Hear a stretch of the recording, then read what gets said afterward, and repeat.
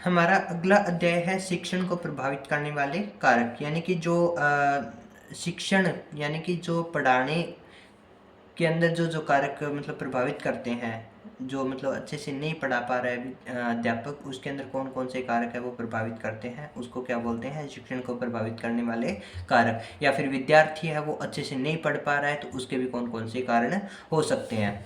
तो प्रथम इसमें तीन कारक होते हैं मुख्यतः। तो स्वयं कारक, बौद्धिक कारक, मनोवैज्ञानिक कारक। तो स्वयं कारक होते हैं वो प्रत्यक्ष रूप से क्या होते हैं कि शिक्षक पर निर्भर होते हैं, यानी कि शिक्षक से रिलेटेड है। ये किससे रिलेटेड है?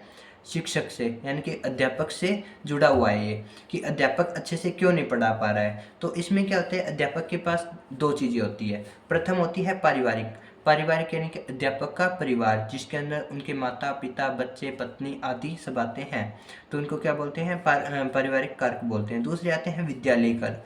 विद्यालय कारक क्या होते हैं कि विद्यालय के अंदर कौन कौन प्रेजेंट होता है, जैसे कि विद्यालय के अंदर प्रिंसिपल हो गया, जो प्रधानाध्यापक होता है वो हो गया, उनके जो साथीगण होते हैं वो हो गए, बच्चे हो गए, वो सारे क्या होते हैं, विद्यार्थियों समेत वो सारे विद्यालय कारक होते हैं, कि वो उनको मतलब पढ़ाने के अंदर उनके लिए एक अनुकूल वातावरण नहीं बनने दे रहे हैं। तो उसमें देखिए पारिवारिक कारक, तो पारिवारिक कारक होता है वो किस तरीके से मतलब बाधा उत्पन्न करता है। तो घर के अंदर आर्थिक स्थिति हो गई, उसके अलावा पति पत्नी का संबंध हो गया, या फिर संतान के प्रति दायित्व हो गया, माता पिता या और परिवार के साथ अच्छा संबंध नहीं होना है, या फिर संबंध को रिलेटेड हो गया। ये सारे क्या होते हैं, पारिवारिक कारक हो गए हैं। क्योंकि देखो आर्थिक स्थिति यदि खराब है तो उसका मानसिक संतुलन अच्छे से नहीं रहेगा, या फिर घर में लड़ाई झगड़ा चल रहा है तो भी मानसिक संतुलन अच्छा नहीं रहेगा। दूसरा क्या है कि विद्यालय कारक। विद्यालय कारक में क्या होती है कि शिक्षक और विद्यार्थियों के बीच में जो संबंध होता है, तो शिक्षक और विद्यार्थी, शिक्षक विद्यार्थी के बीच में जो संबंध होता है। दूसरा, शिक्षक और उसके साथियों के साथ अच्छा संबंध होना, या फिर अच्छा संबंध नहीं होना, या साल मतलब जो प्रधानाध्यापक होता है उसके साथ और शिक्षक के साथ संबंध। ये सारे कारक क्या करते हैं, उसको क्या करते हैं, प्रभावित करते हैं पढ़ाने के अंदर। क्योंकि देखो अगर शिक्षक के साथ विद्यार्थियों के साथ अच्छा संबंध नहीं है, यानी कि अच्छे से विद्यार्थियों को समझ में नहीं आ रहा है, तो शिक्षक अच्छे से नहीं पढ़ा पाएगा।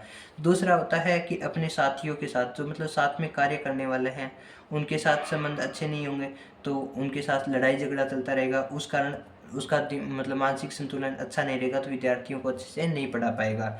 तीसरा होता है प्रधानाध्यापक के साथ। अगर प्रधानाध्यापक ने इतनी ज़्यादा कंप्लेन कर दी है, शिकायतें लगाई है, उसके अलावा उनको बहुत ज़्यादा काम दे दिया है, या फिर उनको मतलब पढ़ाने के लिए अच्छा वातावरण नहीं दिया है, तो वो सारी कारक क्या है कि उनको सीधा का सीधा विद्यार्थियों को पढ़ाने के ऊपर प्रभावित करेगा। दूसरा आता है बौद्धिक कारक। बौद्धिक कारक क्या होता है कि अध्यापक की बुद्धि पर डिपेंड करता है। अध्यापक की बुद्धि यदि प्रखर है, तीव्र है, प्रखर का मतलब होता है तीव्र,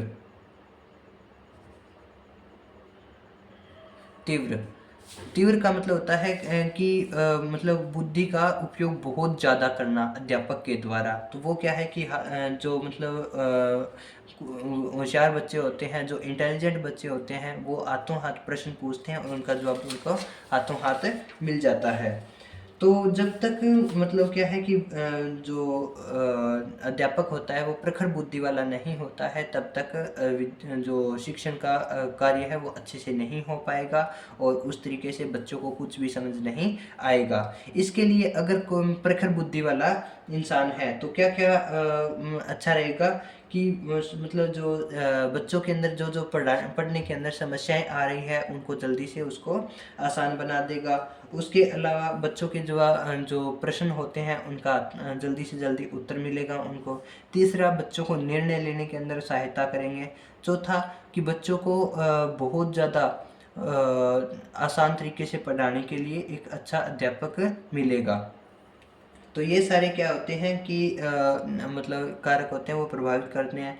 और अंत में देखें तो बौद्धिक, जिसकी बौद्धिक प्रखर होती है वो बच्चों को वैज्ञानिक और इंजीनियर बनाने में भी बहुत बड़ी हेल्प करते हैं, क्योंकि बच्चों को जब तक कॉन्सेप्ट क्लियर नहीं होते तब तक उनको कुछ समझ में नहीं आएगा तो वो रट्टा मारेंगे। तो जैसे अपने इससे पहले वाले अध्याय में पढ़ा कि मतलब जो चिंतनशील स्तर होता है बच्चों का, वो सबसे अत्यधिक महत्वपूर्ण होता है। तो चिंतनशील कब होगा? जब प्रखर बुद्धि वाला अध्यापक होगा, तभी चिंतनशील स्तर को बच्चे पहुंच पाएंगे, अन्यथा समझ स्तर और स्मृति स्तर तक ही बच्चे पहुंच पाते हैं। उससे अगला कारक है फिर अपना मनोवैज्ञानिक कारक, जिसके अंदर कौन कौन से कारक आते हैं? अभिक्षमता कारक आ गए, रुचि कारक आ गए, अभिवृत्ति कारक आ गए, मूल प्रवृत्तियाँ आ गई, भावना ग्रंथियाँ आ गई। ये सारे क्या होते हैं कि ये सारे कारक मनोवैज्ञानिक यानी साइकोलॉजिकल यानी दिमाग से रिलेटेड आ गए। तो इसमें क्या होता है कि मतलब जो अध्यापक हो मतलब जो ये बच्चों से रिलेटेड है पूरा, बच्चे और विद्यार्थी दोनों से रिलेटेड है। तो इसमें क्या होता है? अभिक्षमता। अभिक्षमता क्या होती है कि बच्चों को क्या बनना है, तो इसका निर्णय तो बच्चे खुद लेंगे, लेकिन उनको बनना क्या है और उनको बनने में सहायता कौन कर रहा है? शिक्षक कर रहा है। एक अच्छा शिक्षक होगा वो ही उनको उनके मार्ग की ओर लेके जाएगा और मार्ग पे चलने के लिए अच्छा रास्ता बना कर देगा। दूसरा आता है रुचि। रुचि क्या होती है कि सीखने और सिखाने की रुचि, कि बच्चों में कितनी सीखने की रुचि है और कितनी सिखाने की है। सीखने की कौन किस में होती है? विद्यार्थी में। और सिखाने की किस में होती है? शिक्षक में।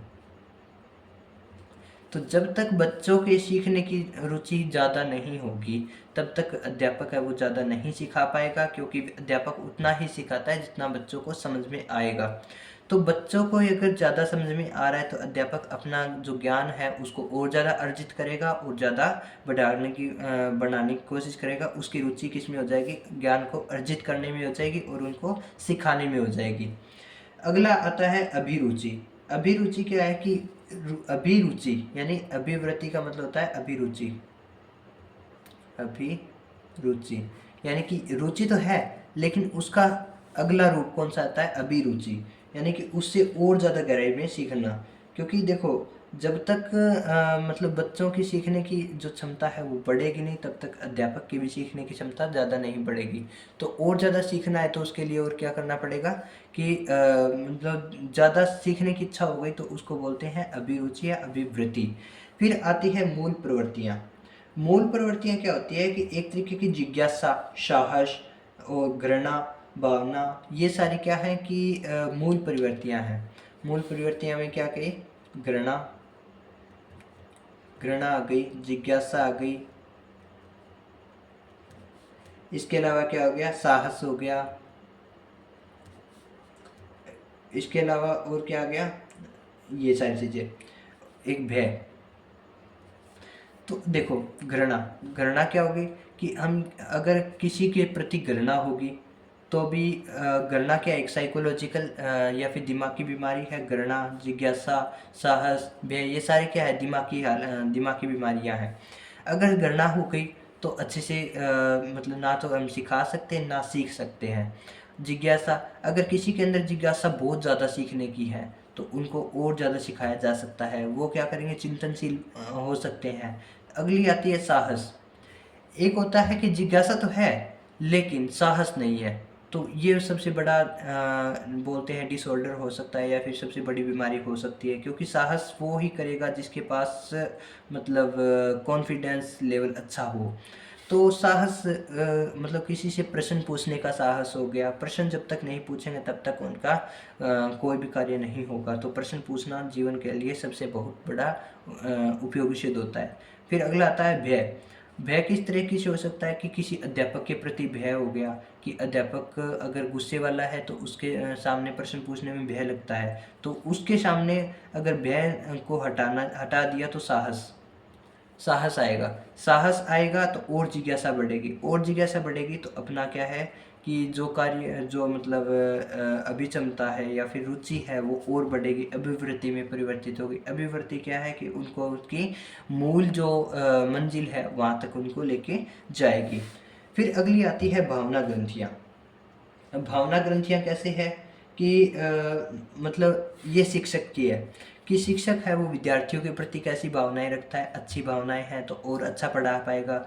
अगर बच्चों के प्रति अच्छी भावनाएं नहीं हैं शिक्षक की, अगर ऐसा सोच लिया बच्चे अच्छे से नहीं पढ़ पा रहे हैं तो फिर उनको कम पढ़ाने की कोशिश करेगा। अगर बच्चे और ज़्यादा अच्छा पढ़ना चाहते हैं तो और ज़्यादा अच्छा पढ़ाने की कोशिश करेगा। इसके अलावा अध्यापक ने क्या सोच लिया कि वो शिक्षक मेरे से ज़्यादा अच्छा है तो उसकी क्या कि पढ़ाने की क्षमता कम हो जाती है। या फिर ये उसका कॉन्फिडेंस लेवल बहुत ज़्यादा हो गया सबसे कि मुझसे ज़्यादा किसी को नहीं आता, तो भी उसका क्या है कि ये उसका ऋणात्मक मतलब गुण हो सकता है या फिर उसको नकारात्मक गुण बोल सकते हैं। तो नकारात्मक गुण जिसके अंदर ज़्यादा आ गए, नकारात्मक गुण जब आ जाते हैं तो वो क्या है कि उसको पढ़ाने की क्षमता है उसको ख़त्म कर देते हैं या फिर विद्यार्थियों की जो पढ़ने की क्षमता है उसको कम कर देते हैं। ये सारे क्या है कि शिक्षण को प्रभावित करने वाले कारक हैं। एक तरीके से अपन दोबारा देखें तो पारिवारिक के मतलब ये सारा जो अपने आसपास का वातावरण है जिसमें परिवार आ गए, विद्यालय के लोग आ गए, वो सारे किस तरीके से अपने साथ बिहेव कर रहे हैं, वो सारा अपने को क्या गए स्वयं के कारक आ गए। दूसरे आते हैं बौद्धिक कारक कि किसकी मतलब सीखने की क्षमता ज़्यादा है, किसकी पढ़ाने की क्षमता ज़्यादा है, कौन कितना जल्दी उत्तर दे पाता है, उसकी मतलब बुद्धि, जिसकी बुद्धि ज़्यादा वो आगे। साफ साफ है कि जिसकी बुद्धि ज़्यादा वो सबसे आगे, जिसकी बुद्धि कम है वो पीछे। तो बस जिसकी बुद्धि ज़्यादा होगी वो हाथों हाथ सारे प्रश्न को आंसर देगा, उसको अच्छे से समझेगा, उनको चिंतन करेगा, चिंतन करने के बाद उनका अच्छे से गहनता से अध्ययन करके और उनका उत्तर देने में समर्थ रहेगा।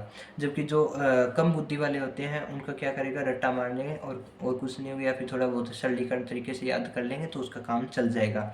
फिर आता है बौद्धिक कारक, मतलब बुद्धि मतलब ऐसा वातावरण तो ठीक है लेकिन उसने खुद की हीन भावनाएं रख ली है, खुद की हीन भावना रख ली है, सीखने की इच्छा नहीं है या सिखाने की इच्छा नहीं है, ज़्यादा पढ़ने में रुचि है नहीं, या फिर मतलब ज़्यादा पढ़ने में रुचि है लेकिन भय लग रहा है, साहस नहीं कर पा रहा है, जिज्ञासा है लेकिन घृणा भी है। तो ये सारे क्या है कि मनोवैज्ञानिक साइकोलॉजिकल बीमारियां हो गई है। तो इन चीज़ों को, ये सारी चीज़ें क्या है कि मतलब जो शिक्षण का कार्य होता है उसको क्या करती है, बाधित करती है।